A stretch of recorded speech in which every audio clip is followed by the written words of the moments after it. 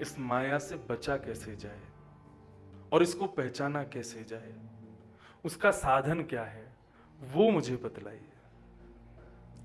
तब यहां पर चौथे योगेश्वर उत्तर देते हैं, जिनका नाम है प्रबुद्ध। और प्रबुद्ध योगेश्वर उस उत्तर इतना सुंदर उत्तर देते हैं, आहा, कि तस्मात् गुरुं प्रपद्येत जिज्ञासु श्रेय उत्तम शब्दे परे च निष्णातम् ब्रह्मण्योपशमाश्रयम्। प्रबुद्ध ने इतना सुंदर उत्तर दिया, बोले माया को यदि जानना चाहते हो और माया से बचना चाहते हो, देखो जानना जरूरी नहीं है, माया से बचना जरूरी है, लेकिन बचोगे कब? जब जान जाओगे। जब जान जाओगे मतलब बचने की स्थिति रखो, इस माया से मुझे मुक्त होना है, तो उसके लिए तुम अपने आप जान जाओगे। और वो जानोगे कैसे? बोले तस्मात् गुरुं प्रपद्येत। जब तक गुरु शरणागत नहीं होगे, जब तक साधुओं के शरणागत नहीं होगे, संतों के शरणागत नहीं होगे, ऋषियों के शरणागत नहीं होगे, ब्राह्मणों के शरणागत नहीं होगे, तब तक तुम माया से नहीं बच पाओगे। तस्मात् गुरुं प्रपद्येत, गुरु शरणागत हो जाओ। तो गुरु क्या करेगा? बोले अपने अनुभव से तुमको माया से बचाता रहेगा। तुम बार बार उस गुरु से प्रश्न करोगे, क्या करूं क्या ना करूं, ये उचित है ये अनुचित है, इन सब बातों को उससे पूछोगे, वो गुरु तुम्हें समय समय पर उचित अनुचित का भाव बता करके उस माया से तुम्हें बचाता रहेगा। इसलिए गुरु आश्रित हो। गुरु कैसा होना चाहिए वो भी बताया, बोले शब्दे परे च निष्णातम। गुरु कैसा होना चाहिए? बोले पहली बात, शब्द ब्रह्म का उपासक होना चाहिए, मतलब ग्रंथों का अवलोकन करने वाला होना चाहिए। कई लोग ऐसों को देखो, एक बात मेरी बहुत ध्यान से सुनो, यहां पर गुरु का मतलब दीक्षा गुरु नहीं है, दिशा गुरु। जीवन में दीक्षा उसी से लेना जिससे तुमको दिशा मिली है। और माफ करना, दीक्षा का मतलब केवल गुरुमंत्र प्राप्त कर लेना, उससे आपका कल्याण हो जाएगा, नहीं। जब तक आप उससे दिशा नहीं लोगे ना, आप दीक्षा के अधिकारी नहीं। और इतना कह दूं तो कोई बुरा मत मानना, कोई अतिशयोक्ति नहीं, गुरु की दिशा ही दीक्षा है। गुरु जो दिशा बता दे ना, उस पर बिना किसी विचार किए, बिना किसी भाव को सोचे बस चल पड़ो। भगवान हम कभी दीक्षा नहीं देते, हम भी श्री वैष्णव संप्रदाय से, परंपरा से गुरु पदवी प्राप्त है। मैं चाहूं तो दे सकता हूं दीक्षा। और कितने बालक आते हैं, कितने लोग आते हैं, हमें दीक्षा दे दो, नहीं। तुम दिशा ले लो, वही दीक्षा है। तुम कथा सुन करके जो कहता हूं उसको अपना लो जीवन में, मैं समझ जाऊंगा हाँ मेरी दीक्षा दे, मैंने दीक्षा दे दी इसको। और तुमने दिशा ही नहीं अपनाई है, पथ ही नहीं अपनाया। मेरी व्यासपीठ का नाम ही भक्ति पथ है, यहां से मैं जो कह रहा हूं वही गुरु मंत्र है, वही दीक्षा है, उसी को ग्रहण कर लो। जरूरी नहीं है एकांत में बैठ करके मैं शंख चक्र आपके कंधे पर दे करके गुरु मंत्र कहूं और कहूं कि अब तुम मेरे शिष्य हो, नहीं। मुझे शिष्य बनाने भी नहीं है, लेकिन दिशा देने के लिए ठाकुर जी ने चुना है कि तुम दिशा दो, तो दिशा लो, वही दीक्षा है। और आपने किसी से दिशा नहीं ली और दीक्षा ले ली, उसका अपराध आपको भी लगेगा और उन गुरुजी को भी लगेगा। आपको अपराध लगेगा दिशा ना लेने का, उनको लगेगा दिशा ना देने, दोनों का अपराध लगेगा। दिशा ही दीक्षा है, उसको स्वीकार करो। तो कैसा गुरु होना चाहिए? शब्दे परे च निष्णातम, शब्द ब्रह्म का उपासक हो। हां, तो मैं एक चीज कहना भूल गया, गुरु सदैव प्रभाव देख करके मत बनाना, स्वभाव देख के बनाना। हम कलयुगी लोग भटक जाते हैं, हम लटके झटके देख के, गुरु के प्रभाव देख करके उनको गुरु बना लेते हैं। उनके स्वरूप पर आकर्षित होकर, उनकी चाल ढाल देख करके, और उनके महाराज जो है उनके जो प्रभाव है, गुरुजी चल रहे हैं आगे पीछे सायरन बजाते हुए, 10-15 गाड़ियां पुलिस की चल रही हैं, 2-2 बॉडीगार्ड चल रहे हैं गुरुजी के आगे पीछे। उनको खुद दिशा दिखाने वाले चाहिए आगे पुलिस वाले। ऐसे प्रभावशाली गुरु बनाते हैं हम लोग। प्रभावशाली गुरु नहीं होना चाहिए, स्वभावशाली गुरु हो, गुरु का स्वभाव मधुर हो। दत्तात्रेय के 24 गुरुओं का वर्णन अगर नवयुगेश्वर पूर्ण हो गए अगर 2-4 दिन में ही, तो फिर दत्तात्रेय के 24 गुरुओं को हम सुनेंगे। दत्तात्रेय ने अपने 24 गुरु बनाए, और 24 गुरुओं में उन्होंने केवल उनके स्वभाव को देखा, प्रभाव को नहीं देखा। हम कलयुगी मानव, हम प्रभाव पर पिघल जाते हैं, हम प्रभाव पर आसक्त हो जाते हैं। स्वभाव को देखो, और स्वभाव मान करके अपना सब कुछ अर्पित कर दो गुरु के चरणों में।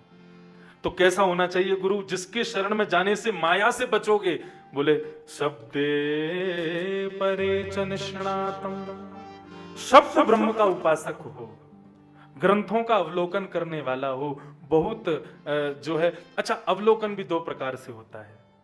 एक प्रकार तो ये होता है मैं अवलोकन किस लिए कर रहा हूं, ताकि मुझे बहुत नॉलेज हो जाए, और एक अवलोकन इसलिए होता है कि मैं अवलोकन करके स्वयं भी दिशा पे चलूं, दूसरों को भी दिशा बता सकूं। दोनों बातें, दोनों में श्रेष्ठ क्या है? स्वयं की बुद्धि में खूब ज्ञान भर ले वो श्रेष्ठ है, या केवल ज्ञान को अपने पथ के प्रदर्शक के लिए और दूसरों के पथ के लिए रखे, वो श्रेष्ठ है। वही श्रेष्ठ है जो स्वयं के भी पथ को चलावे और दूसरों को भी पथ प्रदर्शन करे। वो कब होगा? बोले शब्दे परे च निष्णातम, शब्द ब्रह्म में निष्णात हो, खूब अवलोकन करे ग्रंथों का, अवलोकन करके स्वयं भी चले उस मार्ग पर, दूसरों को भी चलावे। एक बालक चीनी बहुत खाता था, तो उसकी अम्मा नाराज हो गई, बोले बहुत चीनी खाता है, क्या करूं, छोड़ता नहीं है। तो एक उनके पड़ोसी ने कहा, बोले एक महाराज जी रहते हैं दूर वहां कुटिया में, वो जिसको जो बोल देते हैं ना वो काम हो जाता है। बोले अच्छा, उनसे तुम जाके बोल दो कि महाराज जी मेरे नाती से बोल दो चीनी छोड़ दे। उन्होंने बोल दिया ना चीनी छोड़ दे, इसकी इच्छा ही खत्म हो जाएगी चीनी खाने की। अच्छा, वो गई, मैया गई, बोले बाबा मेरा बालक बहुत चीनी खाता है। अच्छा, तो आप इसको बोल दो कि चीनी छोड़ दे, आपके बोलते ही ये छोड़ देगा। महात्मा बोले अच्छा एक मैया एक काम करो, 5 महीने बाद आना। 5 महीने तक क्या करूं? बोले खाने दो, 5 महीने बाद आना। 5 महीने बाद लेके गए तो कहा बाबा इसको बोल दो चीनी छोड़ दो। बाबा ने कहा बेटा, बोले जी बाबा चीनी छोड़ दो। बोले ठीक है, मैया ले जाओ। मैया बोली तुमने, मुझे तो लगी 5 महीने हो गए, कुछ झाड़ फूक करोगे, बढ़िया हवन करोगे, बालक को लेकर के कुछ तो तंत्र मंत्र बोलोगे, कुछ पानी वानी छिड़कोगे इस पे, हाँ कुछ तो करोगे। आपने तो कोई मंत्र तक नहीं बोला, एक यही बोलना था तो 5 महीना पहले बोल देते। तो बाबा ने कितनी अच्छी बात कही, बोले मैया जब तू 5 महीना पहले आई थी ना तब मैं भी चीनी खाता था, अगर मैं बोलता तो मेरी बात का प्रभाव नहीं होता। 5 महीने में पहले मैंने अपनी जीभ से चीनी को हटाया, जब मेरी जीभ से चीनी चली गई तो मैंने बोल दिया, अब प्रभाव हो जाएगा। समझे बात को? गुरु कैसा होना चाहिए? प्रबुद्ध योगेश्वर कह रहे हैं शब्द का निष्णात ऐसा होना चाहिए, वो जो कहे पहले खुद भी करे। क्योंकि यदि स्वयं के जीवन में यदि वो भाव उसके नहीं होगा, वो कितना भी बोले लोग भी उसका पालन नहीं कर पाएंगे। महाराज, गुरु की वाणी से व्यक्ति पर प्रभाव नहीं होता, गुरु जो कहता है वो स्वयं के आचरण में लावे, उससे प्रभाव होता है।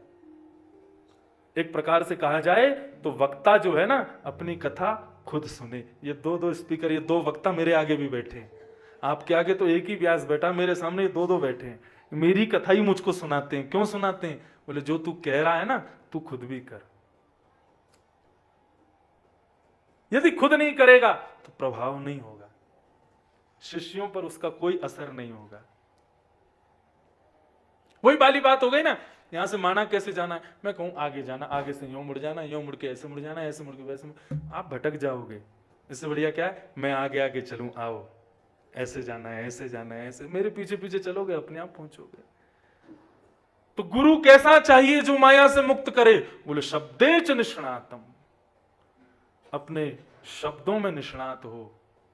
और फिर दूसरी बात क्या की, परेच निष्णातम।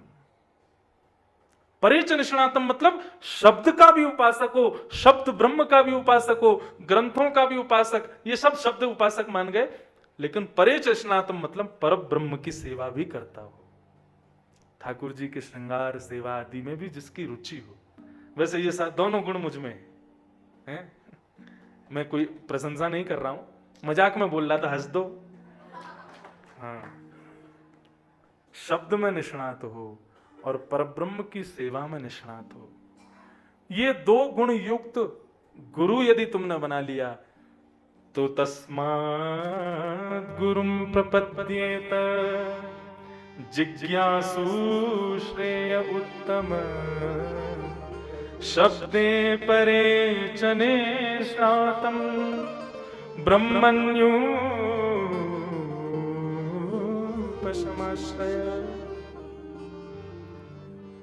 यदि वो गुरु शब्द में निष्णात होगा, पर ब्रह्म की सेवा में निष्णात होगा, तो अपने अनुभव से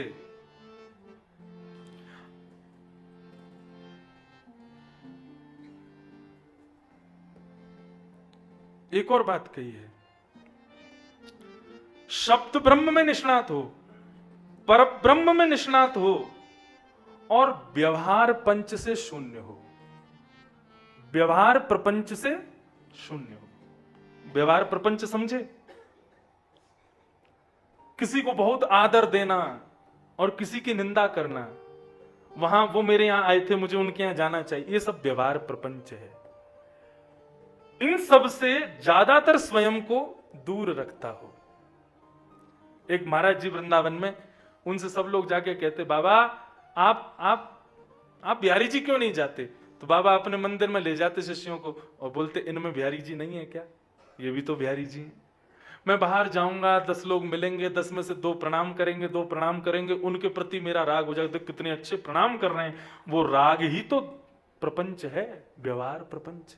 कल को वो आदमी फिर मिलेगा मुझे, तो फिर मिलेगा तो फिर मेरी इच्छा होगी, अब इसको घर बुलाऊं, इसको आश्रम पे बुलाऊं, इसको माला पहनाऊं, इसको भोग दिलाऊं, ये सब बोले व्यवहार प्रपंच से शून्य नहीं, लेकिन हां बहुत हद तक स्वयं को बचा के रखता हो। ये 3 गुण उसके भीतर चाहिए, व्यवहार प्रपंच, शब्द ब्रह्म में निष्णात और पर ब्रह्म की सेवा में निष्णात। ये 3 गुण युक्त यदि आपने गुरु बना लिया तो वो आपको माया का दर्शन करा के उससे बचाएगा।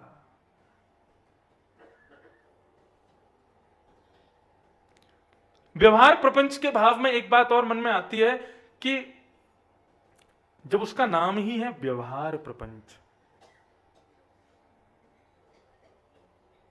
कई बार ऐसा होता है कि हम दूसरों के प्रति मानसिक प्रेम प्रकट नहीं करते, केवल व्यवहार प्रेम प्रकट करते हैं।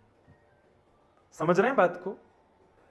हमारा उसके प्रति प्रेम नहीं है, लेकिन हम स्थिति को देखते हुए केवल व्यवहार मात्र में प्रेम दिखाते हैं। अरे आ गए, बड़े बढ़िया, आप तो मन ही मन सोच रहे हैं तेरा पाम टूट जाए, तो बैठे तेरी कुर्सी गिर जाए, तू चले तेरी गाड़ी पंचर रह जाए, अरे आपकी यात्रा मंगल में हो, आप प्रेम से जाओ।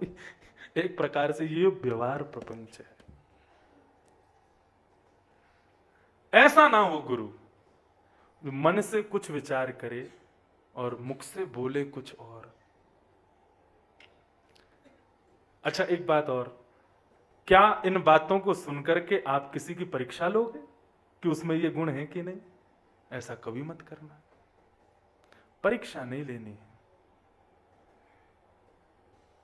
ये तीनों वस्तुएं ऐसी हैं कि मानव सत्संगी यदि होगा ना तो उसको दिख जाएंगी अपने आप,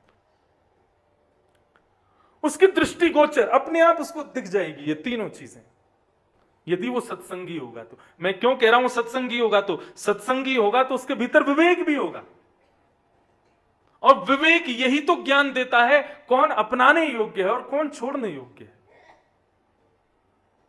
हमें अपनी तरफ से किसी की परीक्षा नहीं लेनी है, ये स्वीकारीकरण हमारा विवेक हमको कराएगा, और विवेक सत्संग से प्राप्त होगा। ये तीनों चीजें दृष्टिगोचर होंगी, शब्द ब्रह्म में निष्णात, पर ब्रह्म में निष्णात, व्यवहार प्रपंच से शून्य, ये तीनों चीजें दिख जाती हैं सामने वाले में। हाँ मुझे तो दिखती है। मेरे पास आने वाला, ठाकुर जी को प्रणाम करने वाला व्यवहार मात्र कर रहा है कि हृदय से कर रहा है, मुझे दिख जाता है, मुझे अनुभव हो जाता है। कई कई बार नहीं भी होता है, लेकिन हाँ अधिकतर हो जाता है। कौन किस भाव से आया है और किस भाव से प्रणाम कर रहा है, क्या उसके मन में चल रहा है। मुझे भगवत कृपा से, गुरुजनों की कृपा से, हमारे पिताजी महाराज, उनका भी मैंने कितनी बार अनुभव किया। इतने हजारों लोगों से मिलते हैं, सामने बैठते हैं, उसके मन की बात पहचान जाते हैं। मन की बात पहचानने का मतलब उसकी बोली भानी से समझ जाते हैं कि कैसा है।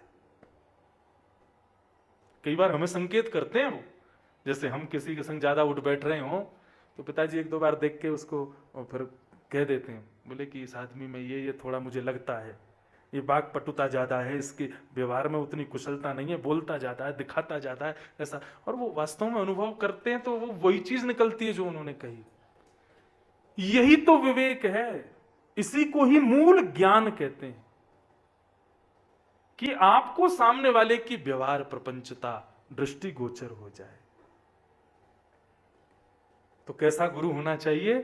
जिसके अंदर शब्द ब्रह्म के प्रति प्रेम हो। शब्द ब्रह्म के प्रति प्रेम मतलब जो कहे सो करे, करवावे इसी का अधिकार नहीं, करे भी, और पर ब्रह्म की सेवा भी करे और दूसरों को भी सिखावे। मैं पुष्टि मार्गीय वैष्णव दीक्षित नहीं हूं, मैं रामानुज संप्रदाय से दीक्षित हूं। लाल जी हमारे पुष्टि मार्गी हैं, लेकिन कई पुष्टि मार्गी वैष्णव आते हैं पूछने, आप ठाकुर जी की सेवा कैसे करते हो, कैसे ये धराते हो, कैसे करते हो। जितना मुझे गुरुजनों से प्राप्त है, जो मुझे अपने भाव से लगता है, मैं बताता हूं उनको, कह देता हूं ऐसे ऐसे करा करो आप।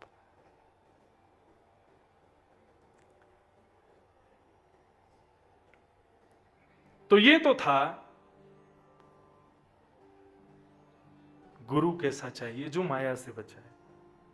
अब दूसरी बात प्रबुद्ध कह रहे हैं, तुम्हारी शिष्यत्व कैसा होना चाहिए। एक भाव गुरु का स्मरण हुआ है तो एक भाव में गाया करता हूं, चाहे हार हो चाहे जीत हो, गुरु चरण में मेरी प्रीत हो। बंधुओं, शास्त्र आज्ञा करते हैं, आज्ञा गुरुणाम अविचारणीयाम।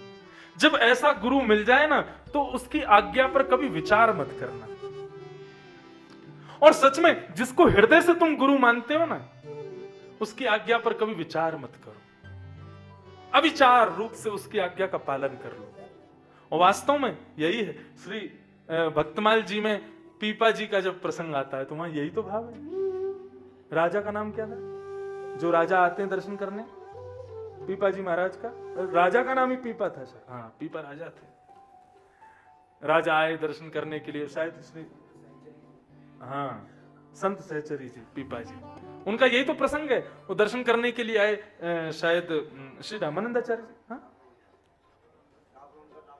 हाँ रामानंदाचार्य जी के, रामानंदाचार्य जी के दर्शन करने आए। एक बार आए, बोले कौन आए हैं, बोले राजा आया है, नाम बताया अपना, बोले बोल दो नहीं मिलेंगे।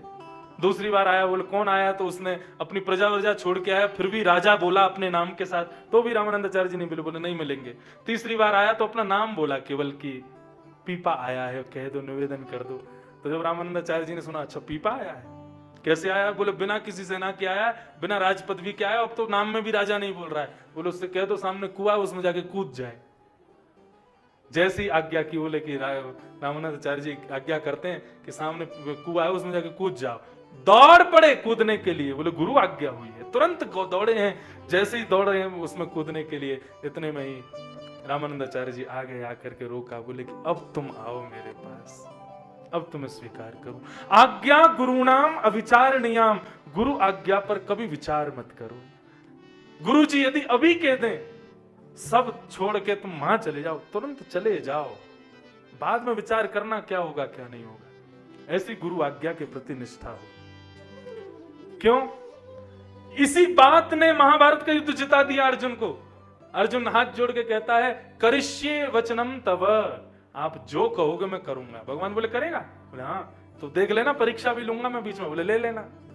जब अर्जुन के घोड़े प्यासे थे और आगे नहीं बढ़ रहे थे, तब भगवान ने कहा, अर्जुन तेरे घोड़े प्यासे हैं, आगे नहीं जा पाएंगे हम लोग। अर्जुन बोला, अब क्या करूं, बीच युद्ध में हम खड़े हैं, सामने से बाणों की बौछार हो रही है, मेरी मृत्यु हो जाएगी, भगवान आज्ञा करो, मैं क्या करूं। भगवान मुस्कुराने लगे, जो कहूंगा सो करे, बोले करिष्ये वचनम तव, मैंने पहले ही कहा आप जो कहोगे सो करूंगा। कूद पर, धनुष बाण हाथ में लेकर के पृथ्वी में गड्ढा कर जल का स्रोत निकाल के घोड़ों को पानी पिला के दोबारा रथ में लगा के बैठ जा पीछे। अर्जुन बोला केशव, मैं उतरूंगा, पानी का स्रोत ढूंढूंगा, घोड़ों को खोलूंगा, लगाऊंगा, पिलाऊंगा, फिर दोबारा बैठूंगा। इतनी देर में आप क्या सोचते हो कि ये कौरव मुझे मारेंगे नहीं, मैं जीवित रहूंगा?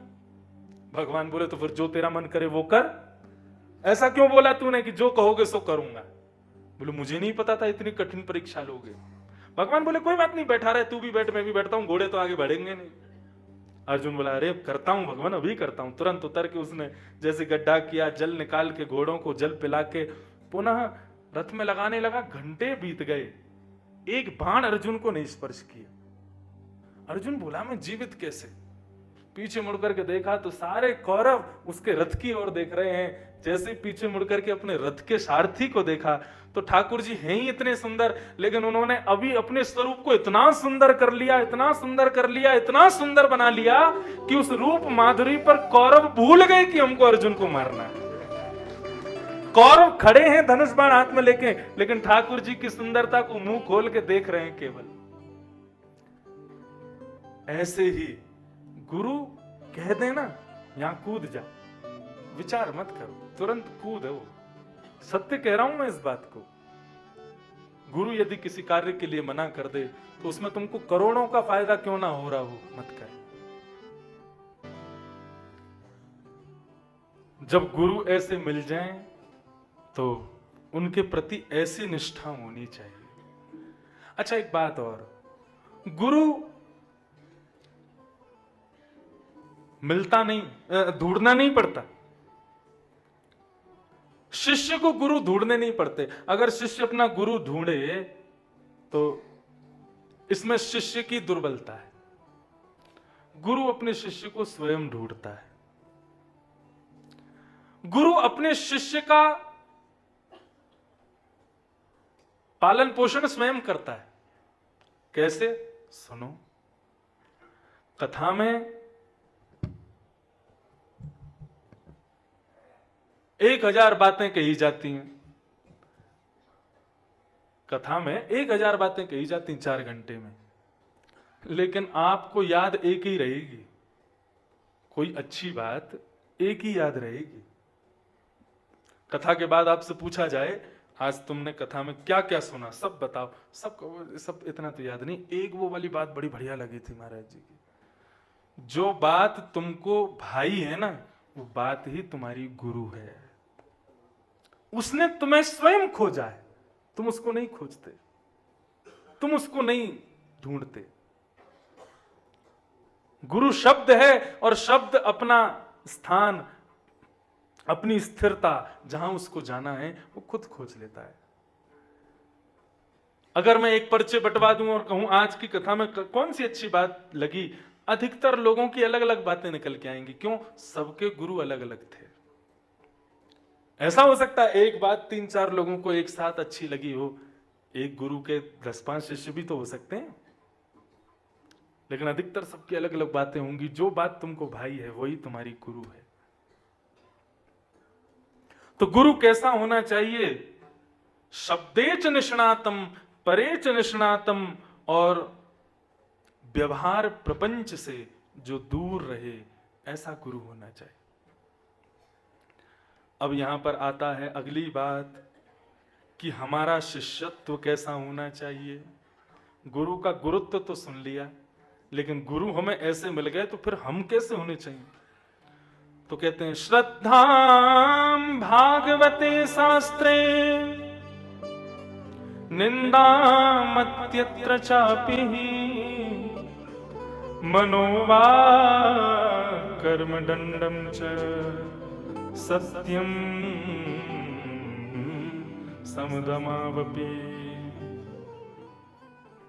5 चीजें बताई जा रही हैं यहां पर। 5 चीजों का पालन आपको करना है अपने शिष्यत्व में। सबसे पहली बात श्रद्धा। हम जिसको सुन रहे हैं, जब तक उसके प्रति हम श्रद्धा नहीं रखेंगे तब तक वो कितनी भी ऊंची बात कह जाए हमको पल्ले नहीं पड़ेगी। और ऐसा होता है, कई बार ऐसा भाव होता है। कई लोग ऐसे भी कथाओं में आते हैं जिनकी गोद में मैं खेला हूं, जिन्होंने मुझे बचपन में जो है देखा है, जिनसे मैंने टॉफियों के लिए रो रो करके खूब पैसा उनसे मांगे हूं। आजकल ऐसे लोग कथा में आते हैं तो उनको कथा पल्ले नहीं पड़ती है। क्यों? क्योंकि वो श्रद्धा प्रकट नहीं कर पाते। पूरे टाइम श्रद्धा मत रखो, लेकिन जब व्यास गद्दी पर बैठे हों तब तो मैं खुद कह रहा हूं व्यास के प्रति श्रद्धा होनी चाहिए। चाहे उस समय आप उससे आयु में कितने भी बड़े हो, चाहे आपका उसका नाता जो भी हो, चाहे बचपन में आपने उसको अपनी गोद में खिलाया हो, उसका मुंह पोंछा हो, उसकी नाक साफ करी हो, उसको कुछ भी मनवांछित वस्तु उसको दी हो, उसको छोटी छोटी वस्तुओं के लिए रोता हुआ देखा हो, यदि वो आज व्यासपीठ पर बैठा है तो उसके प्रति आपको श्रद्धा रखनी पड़ेगी। कई बार क्या होता है कि हम किसी की कथा सुनने जाते हैं, लेकिन उन व्यास के प्रति 4 लोगों ने हमको ऐसी बातें बताई होती हैं कि हम उस कथा में जाकर बैठ तो जाते हैं, लेकिन मुंह हमारा ऐसे ही रहता है। क्या बोल रहे हो? तो ये अश्रद्धा नहीं होनी चाहिए। श्रद्धाम भागवते शास्त्रे, भागवत शास्त्र का मतलब केवल सामने जो रखा ग्रंथ है इसी के प्रति नहीं, भगवत प्राप्ति का जो भी साधन बता रहे हैं वो सब भागवत शास्त्र से ही प्रकट है। उसका जब वर्णन कर रहे हो तो उनके प्रति श्रद्धा रखो, अपने गुरु के प्रति श्रद्धा। दूसरी बात, गुरु के प्रति तो श्रद्धा रखो, लेकिन बाकियों की निंदा करो। बोले निंदा नहीं करनी है। निंदाम अन्यत्र चापि, दूसरों की निंदा मत करो। वो तो ऐसे हैं, वो तो वैसे हैं, वो तो ये हैं। भागवत का अधिकारी कौन है? अन्यस्य दोष गुण चिंतन माशु मुक्त्वा सेवा कथा रसमहो नितराम पिबत्वम। कथा किसे प्राप्त होती है? सेवा किसे प्राप्त होती है? रस किसे प्राप्त होता है? जो दूसरों की निंदा स्तुति में ज्यादा अपनी रुचि नहीं रखते, दूसरों की निंदा में, दूसरों के ईर्ष्या में हम स्वयं के भक्ति बल को नष्ट कर देते। हम 1008 माला रोज करते हैं, लेकिन फिर भी ठाकुर जी से मिलने में हम पिछड़ रहे हैं। क्यों? ये निंदा स्तुति जो हमारे भीतर, जो हमारा स्वभाव है ना निंदा स्तुति का, ये हमारी माला के समस्त प्रभाव को नष्ट करता है। इसलिए नाम जापी को, कथा श्रवणार्थी को, कथा वक्ता को अन्यत्र किसी की निंदा स्तुति नहीं करनी चाहिए। हम किसी के यहां गए तो कोई हमारा नाम बोले, नाम बोल करके ही हमारा सम्मान करे। नाम नहीं बोलेगा, हमें उचित सम्मान नहीं देगा तो हम बुरा मान जाए, अरे बहुत अहंकारी है, बहुत ऐसा है वैसा। ऐसा नहीं। उसके हृदय में कुछ भी भाव हो, लेकिन तुम अपने हृदय में दूसरे के प्रति अश्रद्धा मत लाओ, दूसरे की निंदा मत करो। तो 5 चीजों में पहली वस्तु श्रद्धा रखो गुरु के प्रति। दूसरी बात, निंदाम अन्यत्र चापि ही, दूसरों की निंदा मत करो। और तीसरी बात क्या बताइए? मनोवा कर्म दंडम च। आहा, प्राणायाम के द्वारा मन को एकाग्र करो और मौन रह करके वाणी को पवित्र करो। और पांचवी बात बताई गई, सत्य का संभाषण करो। ये 5 नियमों का पालन आपको अपने शिष्यत्व में करना है। पुनः दोहराऊं, पहला श्रद्धा, दूसरों की निंदा नहीं। तीसरा, प्राणायाम से मन पवित्र। प्राणायाम किसको कहते हैं? प्राणायाम का मतलब, और ये प्राणायाम, ये भी प्राणायाम है, लेकिन प्राणायाम का मतलब क्या है? गुरुजनों के सन्मुख जब बैठो, ज्यादा हिलो डोलो मत, एक आसन पर बैठो, वो भी प्राणायाम है। गुरुजनों के सन्मुख बैठो, एक रस रहो, उसमें बार बार अपने रस को विचलित, उसको जैसे कई लोग होते हैं वो प्रवचन सुनते सुनते बोर हो जाते हैं तो अपने मुख ऐसे बना लेते हैं, वो सब नहीं। एक रस रहो, वह भी प्राणायाम है। एक आसन पर बहुत देर तक बैठना भी प्राणायाम है। इससे बेचारे 2-3 लोग बड़े परेशान हो गए, बोले एक आसन पर बैठने की ऐसी ऐसी। देखो, सीखोगे तभी तो आएगा, पहले ही हार मान जाओगे, नहीं बैठ सकते तो कभी नहीं बैठ पाओगे। जब मैंने पहली कथा भागवत की थी द्वारिका में, उससे पहले एक ट्रायल कथा और करी थी, मैंने पिताजी को सुनाई थी। उसमें 2 दिन कथा केवल 1.5 घंटा हुई। क्यों? क्योंकि मेरे घुटने में दर्द हो जाता था बैठे बैठे। मैं, पिताजी अब कथा नहीं हो रही। पिताजी श्रोता बन के बैठते थे, तो फिर पिताजी हंस जाते थे, बोले उठो। 7 दिन 14 दिन की कथा करी थी मैंने पहली। क्यों? उसमें 2-4 दिन तो मैं 1 घंटा में उठ जाता था। क्यों? बैठा ही नहीं जाता था। तब पिताजी महाराज ने बहुत सुंदर बात बताई। देखो क्या बताते हैं। देखो, मन यदि तुम्हारा कथा में एकाग्र होगा तो तुम्हारा ध्यान नहीं जाएगा कि घुटनों में दर्द है। ऐसा नहीं है कि पीड़ा नहीं होती। यहां से जब उठते हैं तो उस समय यूं लगती है बस अब गिरूं नहीं, कोई पकड़ ले मुझे। पैरों में दर्द तो होता है, खून रक्त रुक जाता है, लेकिन कथा में इतनी तत्परता हो जाती है, उस विषय को बोलने में इतना मन लग जाता है कि यहाँ की पीड़ा अनुभव नहीं होती। हाँ, ये बात है कि मैं बैठा हूं और कोई और आकर के बोलने लग जाए तो फिर मैं भी सोचूंगा, अरे नहीं तो भैया सीधा करूं। क्यों? क्योंकि बोलते बोलते बोलते अब मेरी माइक को किसी और ने ले लिया ना, मेरा ध्यान जो था, मेरा केंद्र बिंदु जो था वो हट गया, इसलिए वो होता है। ऐसे ही आप कथा सुन रहे हैं, यदि कथा सुनने में बहुत तन्मयता है, तत्परता है, आपको पीड़ा का अनुभव नहीं होगा। कितनी बार ऐसा होता है, सिर बहुत ऐसा, पिछले 3 दिन से रोज ही है कि मेरा सिर इतना भारी है, इतना भयंकर दर्द है, लेकिन कथा कहते समय वो दर्द कहाँ चला जाता है पता नहीं। ये औषधि के समान है। बात ये है, मन कथा में है, इसलिए दर्द का अनुभव नहीं होता। एक आसन पर बहुत देर तक बैठना भी प्राणायाम है। अब आप ये कहो, हाँ हम कुर्सी पर बैठते तो हैं यूं ही, एक आसन है नहीं।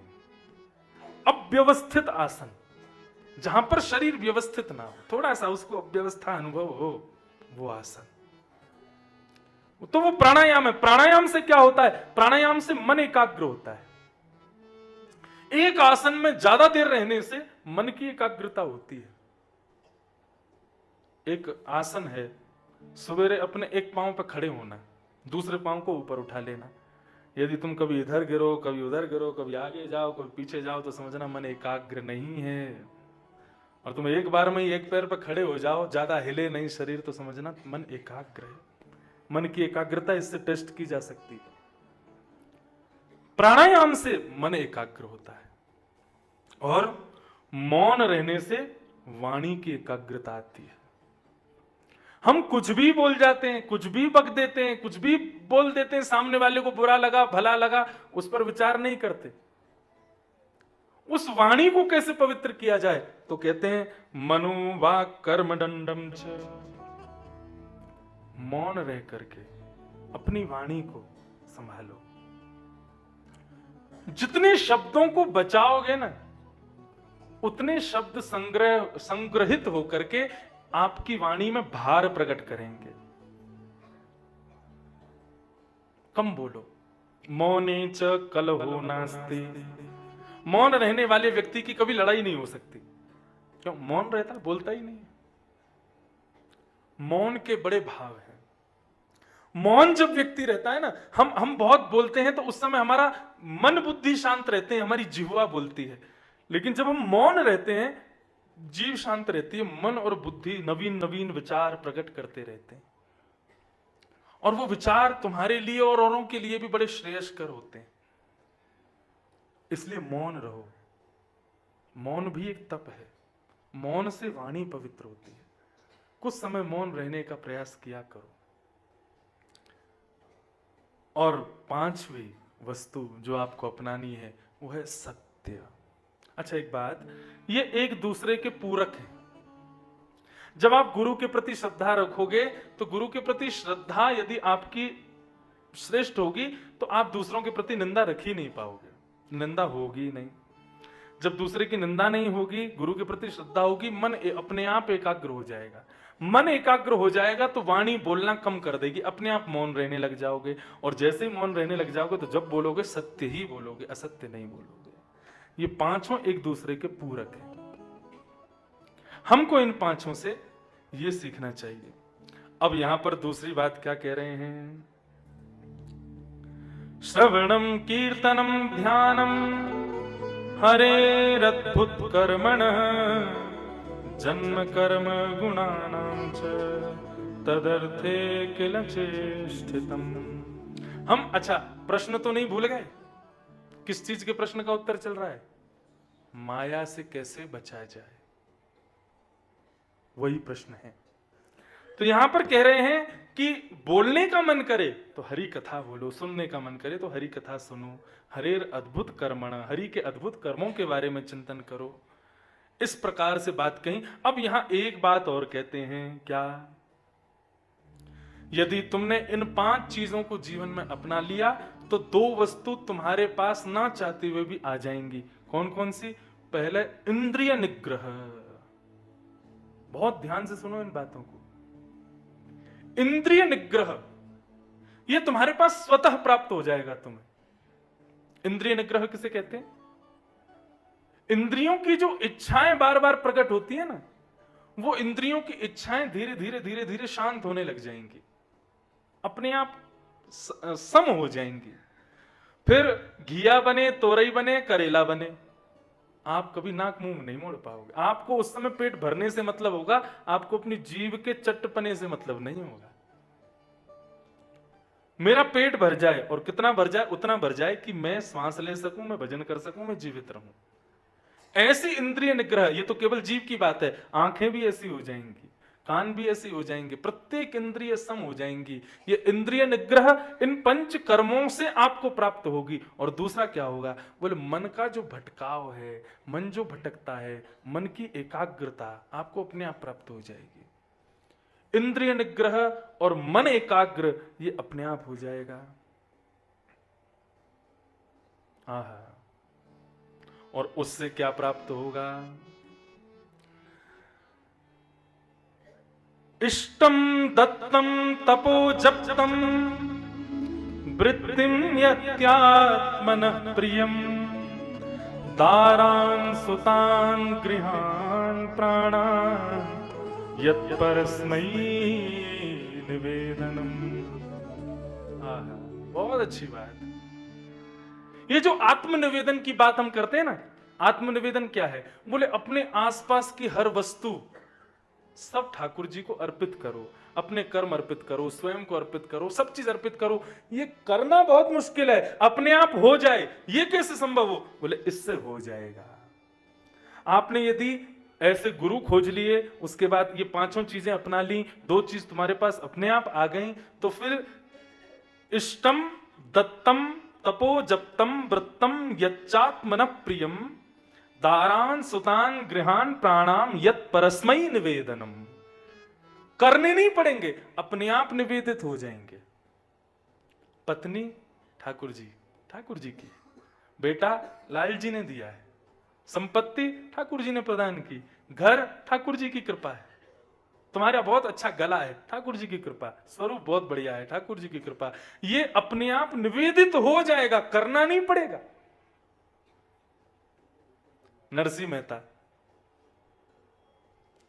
वैष्णव जन तो तेने कहिए जे पीर पराई जाने रे पर दुखे। फिर पहली लाइन सब जानते हो, मैं भी पहली लाइन ही जानता हूं। वैष्णव जन तो तेने कहिए जे पीर पराई जाने रे। अब इसका एक भाव सुनो। नरसिंह मेहता के अंदर ये गुण स्वतः हैं। वो अपने पुत्र को भी ठाकुर जी का मानते हैं, पत्नी को भी ठाकुर जी का मानते हैं, घर को भी ठाकुर जी का मानते हैं, स्वयं को भी ठाकुर जी का मानते हैं, अपने सब व्यवहार को, अपनी समस्त विचारधाराओं को, हर वस्तु A to Z एवरीथिंग परस्मयी यत निवेदनम, सब ठाकुर जी को निवेदित कर देते हैं। नरसिंह मेहता जी के चरित्र में आता है कि एक बार नरसिंह मेहता के बेटे का ब्याह सुनिश्चित हो गया। किससे? एक नगर के बहुत बड़े धनवान व्यक्ति की बेटी से। बहुत ध्यान से सुनना। तो नगर का जो व्यक्ति था उसने अपनी बेटी का ब्याह सुनिश्चित कर दिया नरसिंह मेहता के बेटे से, इस भाव को जान के कि भाई बहुत भाव वाला आदमी है, बहुत भक्त है, बेटी मेरी प्रसन्न रहेगी। अब ईर्ष्यालु लोग कहां नहीं होते, सब जगह होते हैं। कुछ लोगों को पता चला इनकी बेटी के लिए तो हमारा बेटा होना चाहिए, वो नरसिंह मेहता, उसका बेटा जाए, उसके बेटे को इनकी बेटी मिलेगी तो दहेज भी बहुत मिलेगा, क्या करें। तो उन्होंने जाके कहा, बोले तुमने किससे अपनी बेटी का ब्याह संबंध कर दिया? बोले क्यों? अरे वो ठाकुर जी के नाम पे ना जाने कितनी भीख मांगता है, कहां कहां जाके क्या क्या लूट के लिए आता है, और उसके यहाँ भगवान के भजन कीर्तन के बिना रोटी नहीं चलती, कई कई दिन तक तो भूखे रहते हैं। ऐसी स्थिति में तुम अपनी बेटी को भेज रहे हो?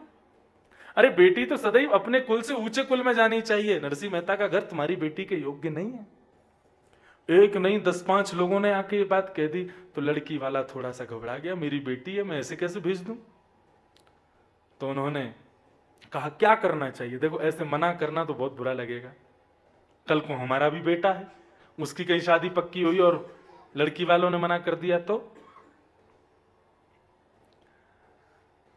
क्या करना चाहिए? तो बोले एक काम हो सकता है। बोले क्या? एक पत्र लिखो नरसिंह मेहता को। बोले क्या लिखें पत्र में? बोले पत्र में लिखना, महाराज आप अपने बेटे की बारात ऐसी लेके आना। कैसी लेके आना? उसमें 100 हाथी होने चाहिए और 200 घोड़े होने चाहिए, इतनी सोने की चेन पहने हुए लोग होने चाहिए बाराती, इतने लोगों के हाथ में हीरे के अंगूठी होनी चाहिए, ऐसे साज सज्जे से सजे हुए लोग होने चाहिए, इतने चिन्ह उठाने वाले होने चाहिए, इतने बैंड बाजे होने चाहिए। असंख्य बैंड बाजे लिख दिए उसमें। बोले वहां का भी बैंड बाजा बुला लेना, उधर का भी बुला लेना, 10, 15, 20 चलें, एक ही साथ में 10 गाने अलग अलग गावे, ऐसे बैंड बाजे लेके आना आदि आदि। और इतने लोगों से कम बारात नहीं होनी चाहिए, यदि हुई तो मेरी नाक कट जाएगी। यदि आप ये व्यवस्था कर सको तो अपने बेटा की बारात ले आना, नहीं कर सको तो बारात लेके मत आना, हमको कोई संकोच नहीं होगा, आपके बेटे के लिए अच्छा योग वर मिल जाएगा, मेरी नाक का सवाल है, ऐसी बारात ही लेके आना। बोले हाँ ये भेज दो नरसिंह मेहता को। नरसिंह मेहता देखते ही मना कर देगा कि महाराज मैं ब्याह नहीं कर पाऊंगा, क्यों? कर ही नहीं पाएगा इतनी व्यवस्था। उन्होंने कि ठीक है। महाराज वो पत्र उसमें लपेट के और उस पर नरसिंह मेहता का एड्रेस डाल के नीचे जय श्री कृष्ण भेज दिया। नरसिंह मेहता के यहाँ जैसे पत्र आया, आके बोले अरे महाराज आपके लिए पत्र आया है। नरसिंह मेहता बोले कहाँ है पत्र? पत्र देखा, पत्र में ऊपर लिखा था जय श्री कृष्ण। बोले मेरा पत्र नहीं है, ठाकुर जी का पत्र है, मैं किसी का पत्र नहीं पढ़ूंगा। अरे दूसरे का पत्र नहीं पढ़ना चाहिए। पत्र उठा के ले गए, अपने ठाकुर जी के सामने धर दिया। बोले आपके लिए किसी ने पत्र भेजा, ऊपर जय श्री कृष्ण लिखा है, भगवान पढ़ लेना, मैं क्यों पढ़ूं आपका पत्र। पढ़ा ही नहीं नरसिंह मेहता ने। और लड़की वाले सोचे कोई पत्र तो आया नहीं, कल परसों में ब्याह होने वाला है, क्या होगा कैसे होगा।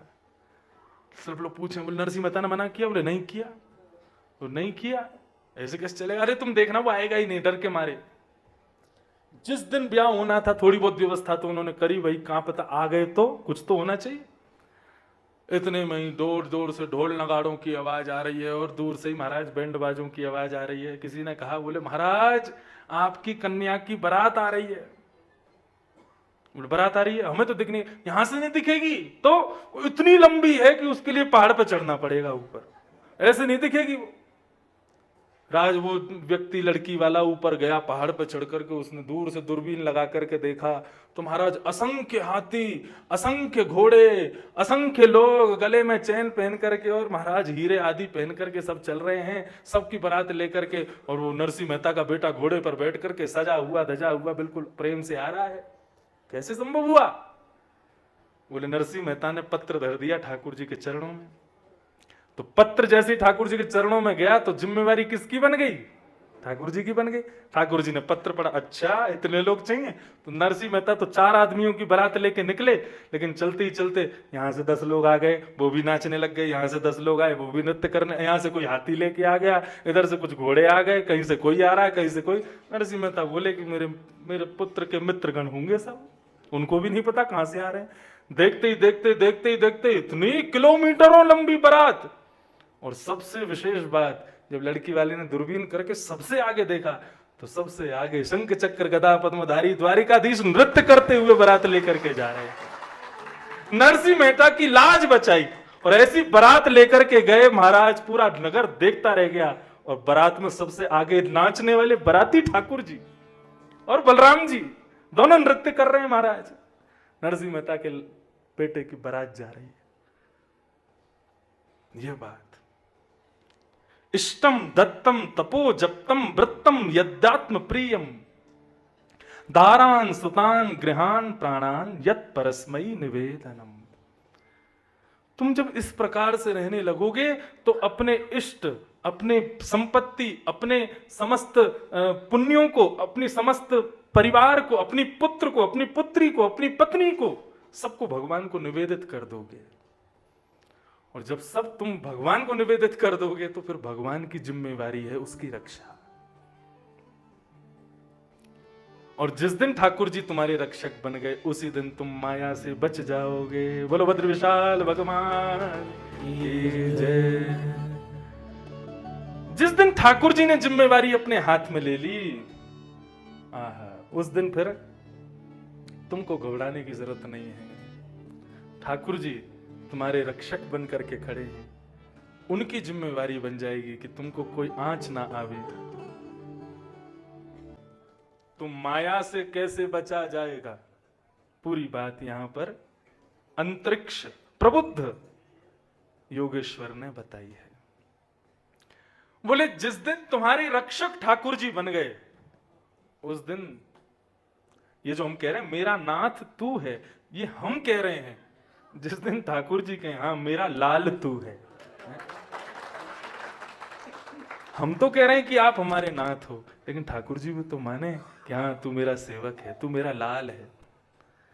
उसकी पूरी प्रक्रिया यहां बताई गई है। एक बार संक्षिप्त में कहूं, कैसे बचोगे माया से? बोले गुरुम प्रपद्येत, गुरु शरणागत हो जाओ। गुरु कैसा होना चाहिए? शब्दे परे च निष्णातम, और व्यवहार प्रपंच से मुक्त रहे, ऐसा गुरु मिले।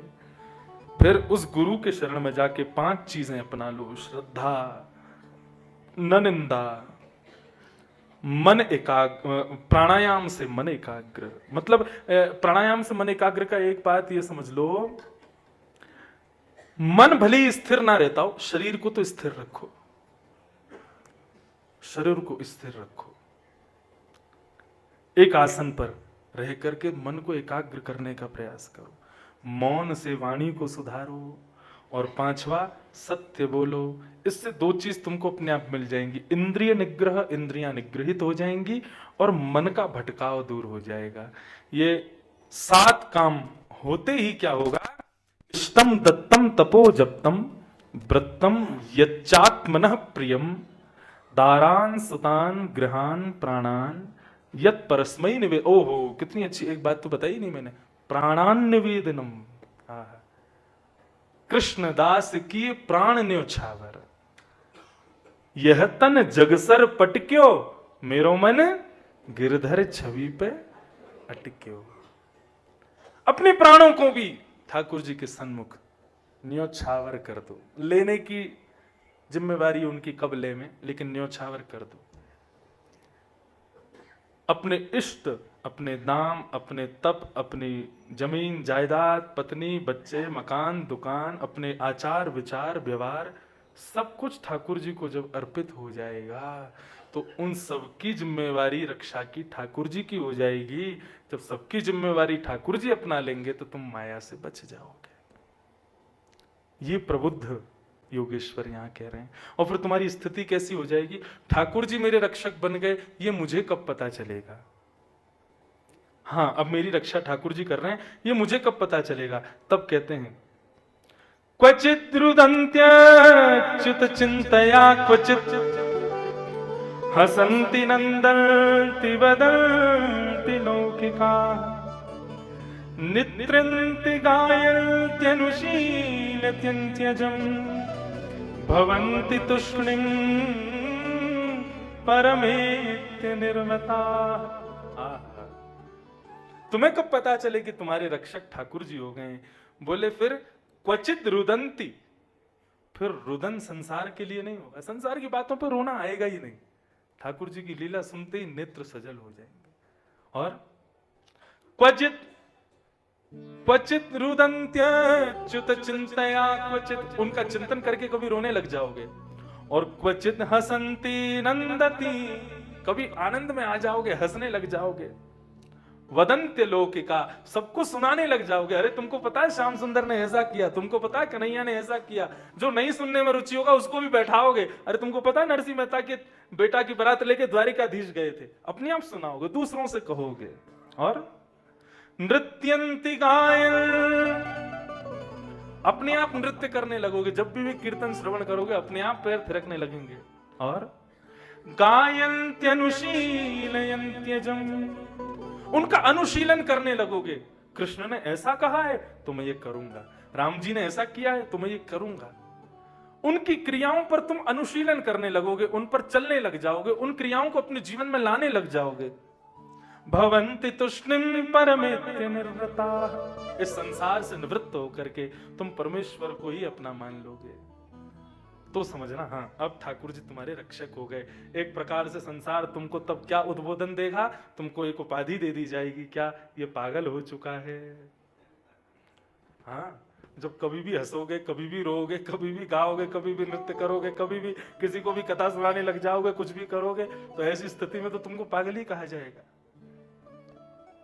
तब जानना कि ठाकुर जी तुम्हारे रक्षक बन गए। क्यों? संसार को तुम में पागलपन दिखाई दे रहा है, लेकिन ठाकुर जी को तुम में अपनत्व दिखाई दे रहा है। कोई लड़का किसी लड़की के प्रेम में दीवाना हो जाता है, उसको भी तो पागल कहते हैं लोग, लेकिन वो दोनों ही जाने एक दूसरे के लिए क्यों मर रहे हैं। ऐसे ही जब ठाकुर जी के प्रेम में तुम प्रवृत्त हो जाते हो, संसार के लोग तुमको पागल कहेंगे, लेकिन उस दिन तुम्हारे रक्षक बन के ठाकुर जी करें, फिर माया तुम्हारा स्पर्श नहीं कर पाएगी। बात सुनते ही राजा निमि ने दंडवत प्रणाम किया प्रबुद्ध को, वाह आपने मेरे हृदय का संशय दूर किया। अब राजा निमि चौथा प्रश्न कर रहे हैं। प्रश्न क्या है ये सुन लो, उत्तर कल सुनेंगे। नारायणाभिधानस्य ब्रह्मण परमात्मन निष्ठामर्थानुवक्तुम् यूयं हि ब्रह्मवित्तमा। अच्छा, उससे पहले एक श्लोक और है माया के लिए ही, उसमें एक बात कहती क्या, इति भागवतान् धर्मान् शिक्षन् भक्त्या तदुक्त्या नारायण परो माया अंजस्तरति दुस्तरा। हे राजन, जो तुमने अभी अभी उत्तर मेरे से सुना है, इस उत्तर से तुमको क्या समझ में आया? क्या बोले? नारायण के पराधीन हो जाओ। पराधीन का मतलब ये नहीं कि आलस्य में आ गए, हम कुछ नहीं करेंगे, सब नारायण करेंगे, ये नहीं। पराधीन का मतलब मैं जो कुछ भी कर रहा हूं नारायण के लिए कर रहा हूं, ये होता है पराधीनता का मतलब। इसी को हम कहते हैं प्रेमा भक्ति। माया को ना तो ज्ञान काट सकता है, माया को ना तो वैराग्य काट सकता है, माया को नष्ट करने की सामर्थ्य यदि किसी में है तो वो प्रेम भक्ति रूपी तोप में है। वो प्रेम भक्ति यदि तुम्हारे भीतर है तो माया तुम्हारे इर्द गिर्द भी कभी नहीं आ सकती। ये बात प्रबुद्ध कह करके अपनी बात को विराम करते हैं। माया क्या है? सब लोग कहते हैं कोई भी व्यक्ति बिगड़ जाए, किसी भी व्यक्ति के जीवन से जो है सत्कर्म चले जाएं, श्रेष्ठताएं चली जाएं, तो बाकी के लोग उसको कैसे जज करते हैं? माया में पड़ गया है, माया में फंसा हुआ है। या लोग हमसे भी मिलते हैं तो माया, महाराज जी हम तो बड़े मायावी लोग हैं, माया में फंसे हुए हैं। बंबई के लोग तो अधिकतर यही बात कहते हैं, बहुत मायावी हैं हम लोग, माया में ही रहते हैं। ये माया क्या है? मुझे इसके बारे में जानना है। माया कहते किसको, और ये माया अपना प्रकोप कैसे दिखाती है, कैसे मानवों को उस चंगुल में फंसा लेती है। और दूसरी बात बहुत अच्छी पूछते हैं, क्या कि इस माया के जाल से भक्त कैसे बच जाते हैं? इन भक्तों को कैसे पता चल जाता है कि माया क्या है? उन भक्तों को पता चल जाने वाली ये माया क्या है, मुझे बताइए। भगवंतो ब्रुवंतु न, मुझे बताइए माया क्या है? बंधुओं, यहां पर माया के उत्तर में संसार को ही माया बताया गया, और यहां पर पूरा प्रलय का वर्णन किया गया कि सृष्टि का प्रलय कैसे होता है, किस प्रकार पृथ्वी जल करके राख की स्थिति में आ जाती है, तब सांवर्तक मेघमालाएं आकर के वर्षा करती हैं, पृथ्वी जल निमग्न हो जाती है, ठाकुर जी उसको अपने उदर में ले लेते हैं, उसके बाद सृजन करते हैं, सृजन करके मानवों की रचना करते हैं। फिर वो मानव कर्म करे किसके लोभ में? मायावी वस्तुओं की प्राप्ति के लोभ में, उसी को माया कहते हैं। आज हम कर्म कर रहे हैं, आज हम मेहनत कर रहे हैं। कई लोग इस कथाओं में आए नहीं हैं, अपनी सेवाएं भिजवा दी कि महाराज हमारी तरफ से सेवा स्वीकार करो, हम नहीं आ पाएंगे। क्यों नहीं आ पाओगे? क्योंकि महाराज हमारा बिजनेस है, हमारा जॉब है, ये है वो है, इन सब में लगे हुए हैं, ये छोड़ करके हम कैसे आ सकते हैं? यही तो माया है। आपने उसको नहीं पकड़ा, उसने आपको नहीं पकड़ा, आपने उसको पकड़ रखा है। माया कभी किसी को पकड़ती नहीं है, हम माया से लोभित होकर के, उससे आकर्षित होकर उसको पकड़ लेते हैं, वो माया है।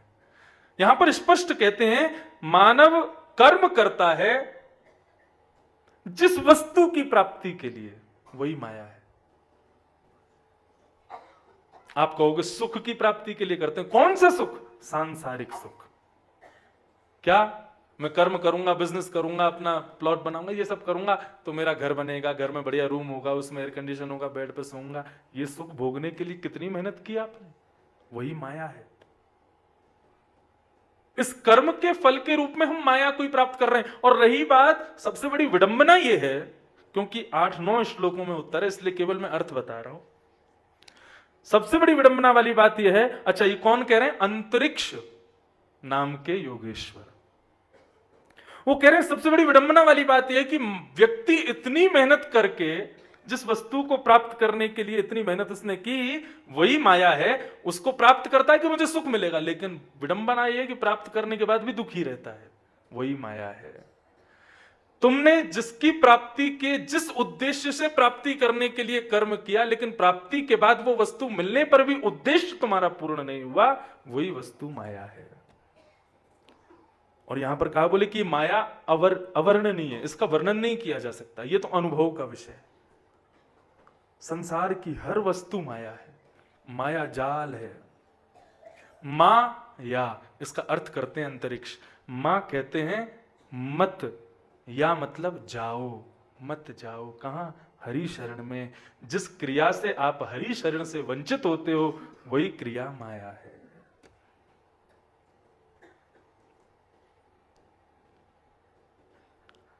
भगवत प्राप्ति में यदि रुकावट पत्नी बन रही है तो वो माया है, पुत्र बन रहा है तो वो भी माया है, तुम्हारा व्यापार बन रहा है तो माया है। हमारा देखो, एक बात कहूं आपसे, भागवत धर्म सुनने का यह तात्पर्य नहीं है कि आप सब छोड़ दो, बैरागी हो जाओ, विरक्त हो जाओ, सन्यास ले लो, यह तात्पर्य नहीं है भागवत धर्म का। भागवत धर्म का केवल और केवल यही अर्थ है, शरीर से स्थिति में रहते हुए मन को उस स्थिति में मत आने दो। मन और शरीर दो अलग अलग क्रियाएं करें, और करते ही हैं। मन की क्रिया सदैव शरीर से भिन्न ही होती है। आप बैठे हो बद्रीनाथ में, सुन रहे हो कथा, लेकिन मन आपका विचरण करता रहता है। मन और शरीर की गतियां अलग हैं। हम क्या करते हैं? मन को सब जगह डुलाते हैं, शरीर को एक जगह बैठाते हैं। उल्टा करो, शरीर को डुलाओ, मन को बैठाओ। शरीर कहीं भी जाए, मन एक स्थान पर स्थिर रहे। यदि शरीर एक जगह बैठा है और मन घूम रहा है, तो वो वही माया है। और तुम माया से विमुख कब हो जाओगे? बोले तुम्हारा शरीर खूब घूमे, लेकिन मन तुम्हारा फिर भी एक स्थान से कभी इतर ना हो, वही माया से मुक्ति है। माया मत जाओ। कहां? हरि शरण में, कथा में, बद्रीनाथ में, तीर्थों में, धामों में, वैष्णवों के पास, इन सब में जो रुकावट बने, वही माया है। माया। एषां माया भगवतः सर्गे स्थितिकारिणी त्रिविणा वर्णतास्माभिः किं भूय श्रोतमुच्यते। हे राजन, तुम जिस माया के बारे में पूछ रहे हो, उस माया से ठाकुर जी सृष्टि, पालन और संहार करते हैं।